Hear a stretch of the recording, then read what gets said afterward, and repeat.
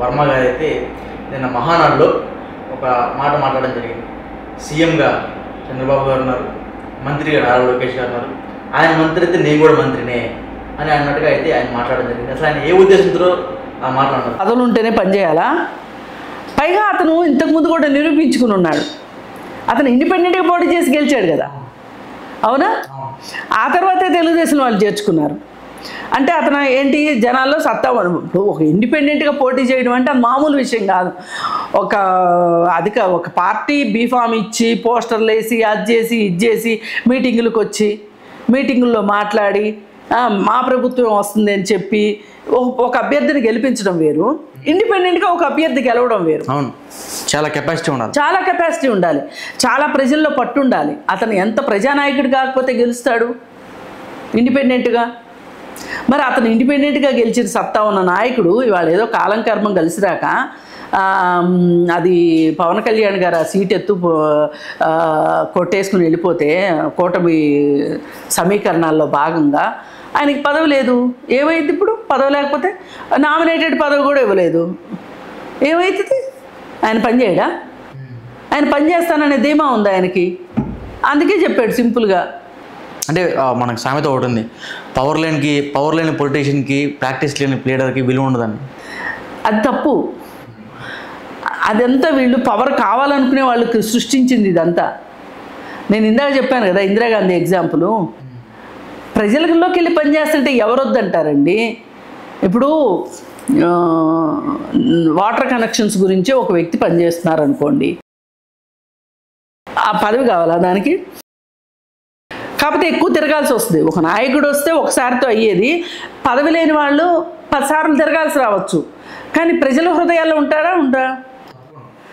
మనం గెలుచుకోవాల్సింది ప్రజల హృదయాలనా లేకపోతే పదవులను అలంకరించుకోవటం మనకు కావాల్సింది? ప్రజలే కదా. అందుకని ప్రజల హృదయాల్లో ఉన్నాడు వర్మ గారు. కాబట్టి ఆయనకి ఏం డోకా లేదు.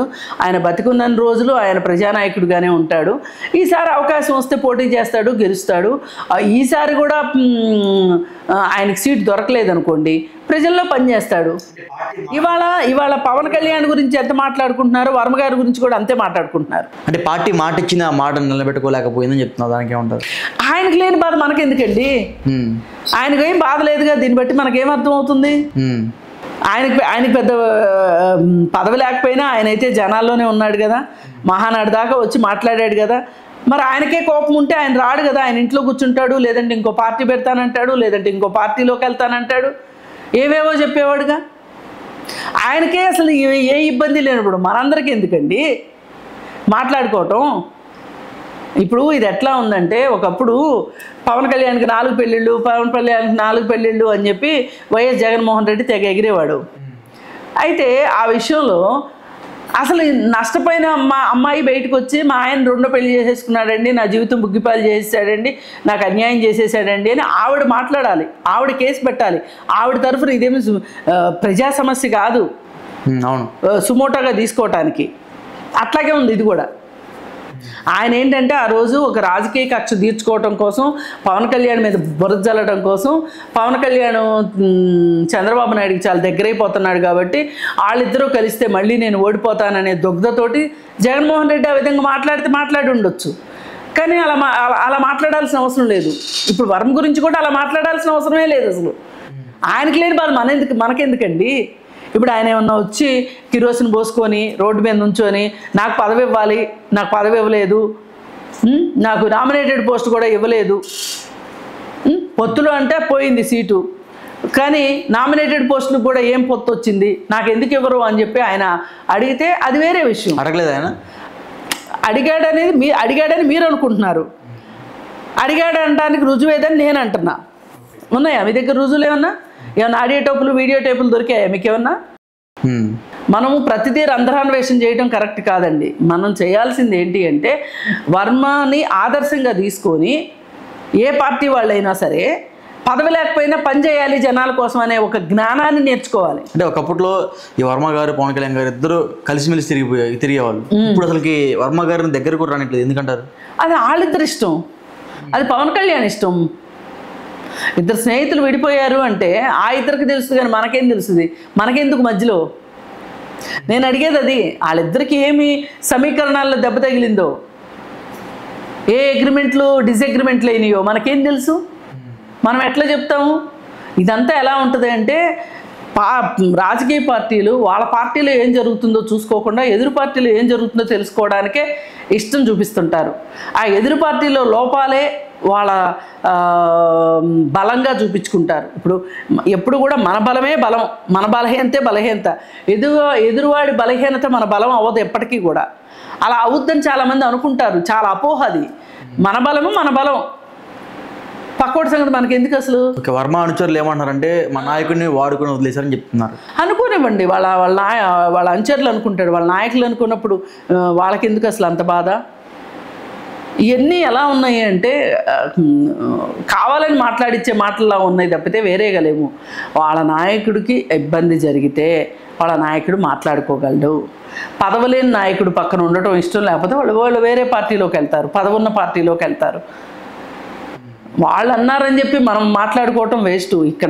ఇక్కడ కావాల్సింది ఏంటి అంటే 101 కోట్ల జనాభా ఉంటే 101 కోట్ల మాటలు వస్తాయి. అన్ని మాటలు పరిగణలోకి తీసుకుంటారా? తీసుకోరు కదా, ఎవరి అభిప్రాయం వాళ్ళది. అలాంటప్పుడు ఇవన్నీ కాదు. వర్మ గారు జనాల్లో ఉన్నారా లేదా, వర్మ గారికి ఉన్న క్రెడిబిలిటీ ఏంటి, ఆయన క్రెడెన్షియల్స్ ఏంటి, ఆయనకి ఏ పదవి లేకపోయినా ఆయనే మా సమస్యలు తీర్చగలడు అని ప్రజలు నమ్ముతున్నారు అంటే అతను ఎంత విశ్వాసాన్ని కలిగించాడు ప్రజల్లో, అది నేర్చుకోవాలంటున్నా నేను. ఊరికే పక్కన కూర్చొని రాళ్ళేయడం కాదు. ఓడిపోయిన పార్టీల వాళ్ళు ఖచ్చితంగా నేర్చుకోవాలి.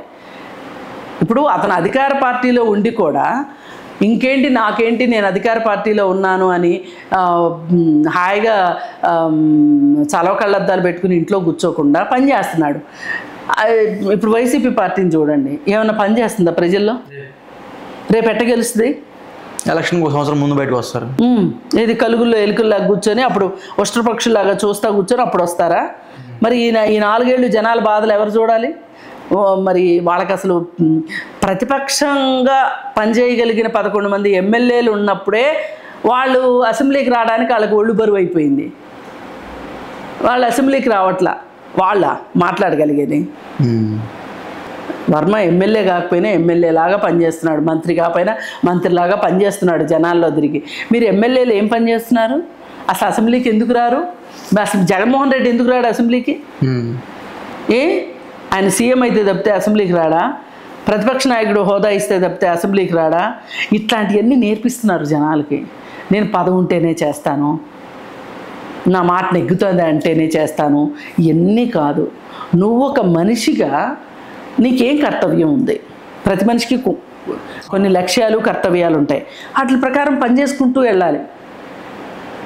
అంతేగాని పక్కోడు పని చేయలేదు కాబట్టి ఆడు పని చేయలేదని చెప్పి నేను కూడా పని చేయకుండా తప్పించుకోవచ్చు అనుకునే ధోరణి ఏదైతే ఉందో ఆ ధోరణి ఈ రాజకీయ నాయకులను చూస్తే నేర్చుకుంటున్నారు జనాలు. ఇలాంటి వాళ్ళకి చెంపదెబ్బ వర్మ.